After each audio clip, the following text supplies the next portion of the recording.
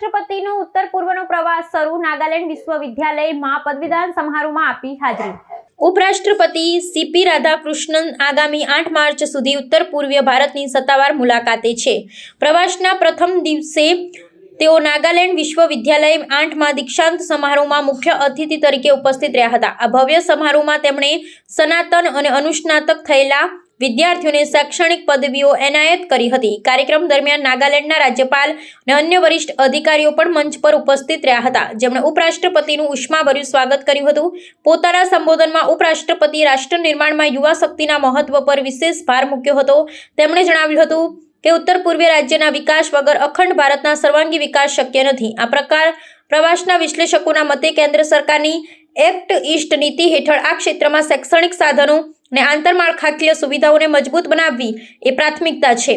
નાગાલેન્ડ બાદ તેઓ મિઝોરમ અને ત્રિપુરાની પણ મુલાકાત લેશે, જ્યાં તેઓ રાજ્યના અગ્રણીઓ સાથે બેઠક યોજી નિકાસલક્ષી કાર્યોની સમીક્ષા કરશે અને સ્થાનિક સંસ્કૃતિના કાર્યક્રમોમાં હિસ્સો લેશે. આ મુલાકાતના અંતિમ તબક્કા વિશે માહિતી આપતા સત્તાવાર સૂત્રોએ જણાવ્યું છે કે ત્રિપુરામાં પણ વિવિધ જનકલ્યાણકારી યોજનાઓના લોકાર્પણનું આયોજન કરવામાં આવ્યું છે. ઉપરાષ્ટ્રપતિના આ પ્રવાસથી ઉત્તર પૂર્વના રાજ્યોમાં કેન્દ્રીય સ્તરે સમન્વય વધશે અને વિદ્યાર્થીઓમાં નવા ઉત્સાહનો સંચાર થશે તેવી અપેક્ષા છે. સુરક્ષાની દ્રષ્ટિએ તમામ રાજ્યોમાં ચુસ્ત બંદોબસ્ત ગોઠવવામાં આવ્યો છે.